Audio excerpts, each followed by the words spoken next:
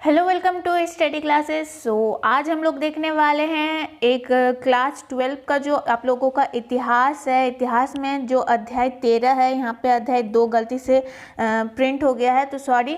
तो अध्याय जो 13 है आप लोगों का महात्मा गांधी और राष्ट्रीय आंदोलन, उसके ऑब्जेक्टिव क्वेश्चन के ऊपर बातचीत करेंगे। यहाँ लगभग 20 से ज़्यादा ऑब्जेक्टिव क्वेश्चंस आप लोगों को देखने को मिल जाएंगे और इस चैप्टर से आप लोगों का जितना ऑब्जेक्टिव क्वेश्चन बनता है उसकी अच्छे से तैयारी हो जाने वाली है। तो वीडियो को कम्प्लीटली देखिए, हर एक क्वेश्चन को आप लोग नोट कर लीजिए, दिमाग में बैठा लीजिए या फिर स्क्रीनशॉट ले लीजिए, वो आप लोगों के ऊपर है। तो यहाँ हम लोग देखेंगे 2021 में जो पूछे जा सकते हैं वो ऐसे क्वेश्चन के ऊपर आज हम लोग बातचीत करने वाले हैं, ठीक है। तो इससे भी पहले मैंने और भी चैप्टर्स के बनाए हैं, जैसे कि हड़प्पा सभ्यता, आप लोगों का चैप्टर नंबर जो 1 है उसके ऊपर भी हम लोग बातचीत कर चुके हैं। तो डिस्क्रिप्शन में लिंक मिल जाएगा, आप लोग उसको भी चेक कर लीजिएगा, ठीक है। अब चलिए क्वेश्चन नंबर 1 की तरफ बढ़ते हैं। तो क्वेश्चन नंबर 1 में है कि 1917 में चंपारण गांधी जी किसके अनुरोध पर गए थे। तो जो चंपारण गए थे गांधी जी, वो वहाँ पे चंपारण में किसने बुलाया था, तो राजकुमार शुक्ला ने बुलाया था चंपारण में गांधी जी को। इस क्वेश्चन से संबंधित आप लोगों ने इंग्लिश में भी एक चैप्टर पढ़ा होगा गांधी जी के ऊपर, गांधी जी के बारे में, और गांधी जी और राजकुमार शुक्ला क्या बातचीत करते हैं इसके ऊपर एक पूरा चैप्टर है आप लोगों का इंग्लिश में। तो आई होप आप लोगों को पता होगा आंसर ये। तो और एक बार रिवीजन करते हैं हम लोग कि 1917 में चंपारण गांधी जी किसके अनुरोध पर गए थे, तो राजकुमार शुक्ला के अनुरोध पर गए थे, ठीक है। क्वेश्चन नंबर 1 हो गया। पुणे समझौता किस वर्ष हुआ था, ये जो क्वेश्चन है ये बहुत इंपॉर्टेंट है, ठीक है। तो आप लोग इसको अगर याद कर लेते हैं तो आप लोगों का 1 नंबर पक्का है। तो पुणे समझौता किस वर्ष हुआ था, तो 1932 ईस्वी में पुणे समझौता हुआ था। पुणे समझौता 1932 में हुआ था, ठीक है। फिर बात करते हैं महात्मा गांधी दक्षिण अफ्रीका से भारत कब लौटे थे। तो बहुत इजी सा क्वेश्चन है। तो 1915 में लौटे थे। फिर 1915 से लेकर के गांधी जी 1917 तक पूरा भारत दर्शन करते रहे। उन्होंने सबसे पहले समझा कि अगर भारत के समस्याओं को समझना है और उसको दूर करना है तो भारत के हर एक छोटे बड़े शहर को मुझे घूमना चाहिए और उसकी समस्याओं को समझना चाहिए। तो 2 वर्ष गांधी जी भारत घूमे। फिर 1917 से वो चंपारण से आंदोलन उन्होंने स्टार्ट किया था, ठीक है। तो दोनों डेट आप लोगों को याद हो गया यहीं से कि महात्मा गांधी दक्षिण अफ्रीका से भारत कब लौटे थे, तो 1915 में लौटे थे, ठीक है। अब चलिए क्वेश्चन नंबर 4, जालियांवाला बाग हत्याकांड कब हुआ था। तो आप लोगों को पता है जालियांवाला बाग हत्याकांड 1919 में हुआ था। इसके ऊपर भी मैंने एक वीडियो बनाया हुआ है जालियांवाला बाग हत्याकांड के ऊपर, आप लोगों को यहाँ पे लिंक मिल जाएगा, डिस्क्रिप्शन में भी लिंक मिल जाएगा, चेकआउट करना ना भूले, ठीक है। क्वेश्चन नंबर 5 क्या है कि महात्मा गांधी के राजनीतिक गुरु कौन थे। महात्मा गांधी के राजनीतिक गुरु कौन थे, गोपाल कृष्ण गोखले, ठीक है। यहाँ पे सिर्फ गोपाल कृष्ण है। गोपाल कृष्ण का नाम, पूरा नाम क्या है, गोपाल कृष्ण गोखले, जो कि महात्मा गांधी के राजनीतिक गुरु हुआ करते थे, ठीक है। अब चलिए आगे बढ़ते हैं क्वेश्चन नंबर 6 की तरफ। मुस्लिम लीग की स्थापना किस वर्ष हुई थी। जो मुस्लिम लीग थे उसके प्रमुख कौन थे, अली जिन्ना, ठीक है। अली जिन्ना के कारण गांधी जी को काफ़ी दुविधाओं का सामना करना पड़ रहा था, क्योंकि अली जिन्ना की कई मांगे थी उनका। वो बोल रहे थे कि निर्वाचन क्षेत्र अलग से चाहिए। ये चीज़ें आप लोगों ने पढ़ी होगी, नहीं पढ़ी होगी तो आप लोग पढ़ चुके होंगे। मुस्लिम लीग की स्थापना तो किस वर्ष हुई थी मुस्लिम लीग की स्थापना, तो मुस्लिम लीग की स्थापना 1906 में हुई थी, ठीक है। मुस्लिम लीग की स्थापना कब हुई थी, 1906 में। फिर बात करते हैं क्वेश्चन नंबर 7, 1939 ईस्वी में फॉरवर्ड ब्लॉक की स्थापना किसने की। 1939, यहाँ से आप लोगों को ये याद रखना कि फॉरवर्ड ब्लॉक की स्थापना कब हुई थी, तो 1939 में हुई थी। और इसके संस्थापक कौन थे, तो इसके संस्थापक थे सुभाष चंद्र बोस। सुभाष चंद्र बोस इसके संस्थापक थे और इसकी स्थापना हुई थी 1939 में फॉरवर्ड ब्लॉक की, ठीक है। अब चलिए आगे बढ़ते हैं क्वेश्चन नंबर 8 में चंपारण सत्याग्रह का संबंध किस राज्य से है? तो ये आप लोगों के लिए बहुत इजी है कि चंपारण कहाँ है, आप लोगों को पता है बिहार में। तो सबसे पहले पूरे देश में अगर कहा जाए कि गांधी जी के आने के बाद कहाँ से आंदोलन की शुरुआत हुई थी, तो बिहार से, बिहार के चंपारण क्षेत्र से। और 1857 के जो 1857 में जो विद्रोह हुआ था, क्रांति हुआ था, उसके बारे में भी आप लोगों ने पढ़ा होगा, है कि नहीं। वो सबसे पहला जन आंदोलन था पूरे देश के लिए 1857 में जो क्रांति हुई थी। अब चलिए क्वेश्चन नंबर 9 की तरफ बढ़ते हैं कि दिल्ली चलो का नारा किसने दिया था? बहुत इजी सा क्वेश्चन है, दिमाग में रखिए आप लोग, अगर नहीं पता है तो। दिल्ली चलो का आंदोलन सुभाष चंद्र बोस ने दिया था। दिल्ली चलो आंदोलन का नारा सुभाष चंद्र बोस ने दिया था। क्वेश्चन नंबर 9 का जो डी नंबर ऑप्शन है वो बिल्कुल सही है। अब चलिए क्वेश्चन नंबर 10, सविनय अवज्ञा आंदोलन की शुरुआत किसने की?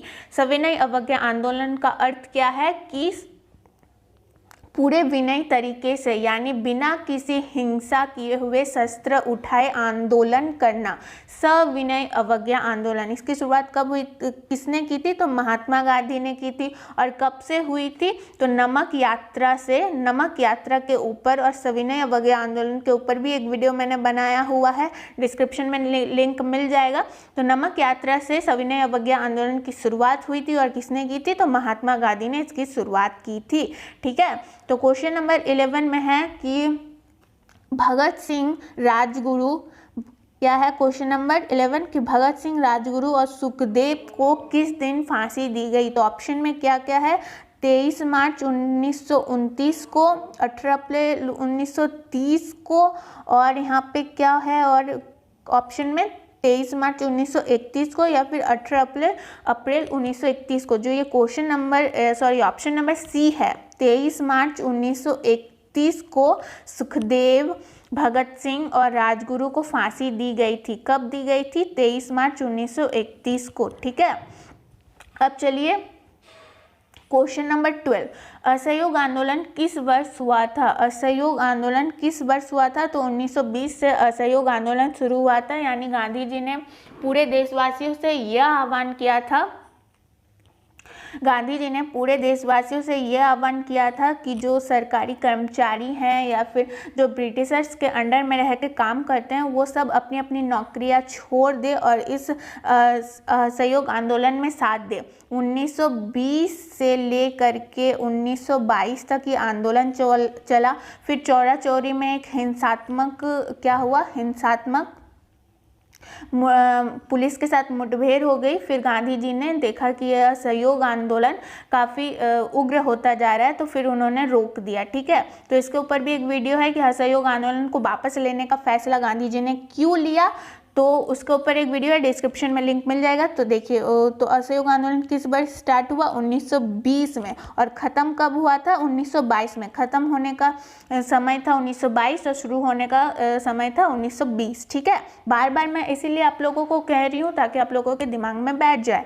अब चलिए क्वेश्चन नंबर 13 देखते हैं कि काला कानून किसे कहा गया है।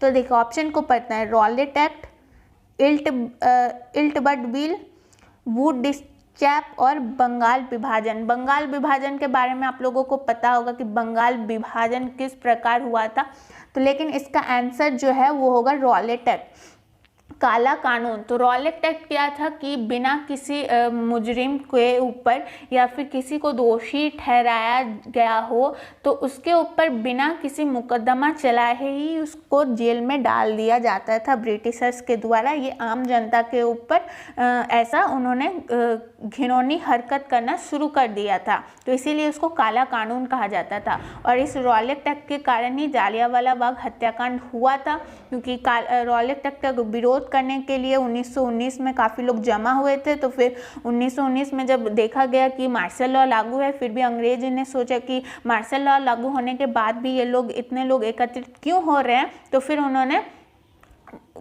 गोली चलाना स्टार्ट कर दिया था। ठीक है, ये अलग बात है, लेकिन यहाँ पे जो क्वेश्चन था कि काला कानून किसे कहा गया है, तो काला कानून कहा गया है रॉलेट एक्ट को। ठीक है, अब चलिए क्वेश्चन नंबर 14। क्वेश्चन नंबर 14 में है कि करो या मरो करो या मरो का नारा किसने दिया था? तो करो या मरो का नारा गांधी जी ने दिया था। ठीक है, तो क्वेश्चन नंबर 15, आनंद मठ की रचना किसने की थी? तो आनंद मठ की रचना बंकिम चंद्र चटर्जी ने की थी। आनंद मठ की रचना किसने की थी? तो आनंद मठ की रचना बंकिम चंद्र चटर्जी ने की थी। क्वेश्चन नंबर 16, किसने नारा दिया था वेदी की ओर लौटो? वेदों की ओर लौटो। ठीक है, वेदों की ओर लौटो। तो स्वामी दयानंद सरस्वती ने, ये जो इंसान थे ना, ये काफ़ी साहित्य और धार्मिक इंसान थे, स्वामी दयानंद सरस्वती। तो उन्होंने कहा था कि वेदों की ओर लौटो। ठीक है, वेदों की ओर लौटो। अब चलिए क्वेश्चन नंबर 17 में पूछा गया है कि तीन काठिया प्रणाली किससे संबंधित है? तो तीन काठिया प्रणाली, ठीक है, तीन काठिया प्रणाली किससे संबंधित है? नील की खेती से, या फिर अफीम की खेती से, या फिर सरसों की खेती से, या फिर कपास की खेती से। तो जो यहाँ पे क्वेश्चन है, तीन काठिया प्रणाली किससे संबंधित है? तो नील की खेती से संबंधित है। ठीक है, अब देखिए क्वेश्चन नंबर 18 की दांडी किस राज्य में स्थित है? ये आप लोगों का जो है मैप के लिए भी पूछा जाने वाला क्वेश्चन है। अगर आप लोगों का बोर्ड में मैप पूछा जाता है तो आप लोगों को दे दिया जाएगा कि दांडी कहाँ है, आप इसको दर्शाइए। दांडी कहाँ है, आप इसको दर्शाइए। तो दांडी आप लोगों को कहाँ दर्शाना है? दांडी आप लोगों को गुजरात में दर्शाना है। ठीक है, गुजरात में स्थित है दांडी। दांडी मार्च, दांडी नमक यात्रा, आप लोगों को पता होगा, दांडी से ही शुरुआत हुई थी नमक बनाने की प्रक्रिया। अब देखिए 19 नंबर, चौरा चौरी कांड कब हुआ था? मैंने अभी बताया था कि चौरा चौरी एक बाजार था। असहयोग आंदोलन जो था वो असहयोग आंदोलन हिंसक होता दिखाई दे रहा था चौरा चौरी आंदोलन में। तो चौरा चौरी आंदोलन कब हुआ था? 1922 को हुआ था, ये हमें याद है। फिर गांधी जी ने असहयोग आंदोलन रुकवा दिया था, रोक दिया था, लेकिन कब हुआ था ये आप लोगों को याद रखना है। 1922 14 फरवरी में, 14 फरवरी 1922 में जब कांड हुआ चौरा चौरी का, तो गांधी जी ने ये फैसला लिया कि असहयोग आंदोलन को अब रोक देना है, क्योंकि ये हिंसक होता हुआ प्रतीत हो रहा है। क्वेश्चन नंबर 20, मुजफ्फर बम कांड में फांसी की सजा किसे दी गई? जो मुजफ्फर में बम कांड हुआ था उसमें फांसी की सज़ा किसको दी गई थी? तो खुदीराम बोस को उसमें फांसी की सज़ा दी गई थी। तो देखिए यहाँ पे जितने भी टॉपिक क्लियर हो सकते थे वो मैंने कर दिया है, जितना भी कवर हो सकता था मैंने कर दिया है। अगर इससे रिलेटेड कुछ भी आप लोग को वीडियोस चाहिए तो आप लोग डिस्क्रिप्शन चेक कर सकते हैं, और अगर ना मिले तो आप लोग कमेंट बॉक्स में कमेंट कीजिए, मैं वीडियो अवेलेबल करवा दूंगी। और अगर वीडियो नहीं रहा तो मैं वीडियो बना भी दूंगी। ठीक है, तो यहाँ पे हम लोगों ने टोटल 20 ऑब्जेक्टिव क्वेश्चन देखे हैं। सारे टॉपिक्स मैंने कवर करने की कोशिश की है, सारे इम्पॉर्टेंट चीज़ें भी मैंने कवर करने की कोशिश की है। तो अगर वीडियो अच्छी लगे तो लाइक आप लोगों को करना है, चैनल को सब्सक्राइब करना है और शेयर करना है। तो बस आज के लिए इतना ही, और कुछ भी प्रॉब्लम होता है तो आप लोग कमेंट बॉक्स में कमेंट कर सकते हैं।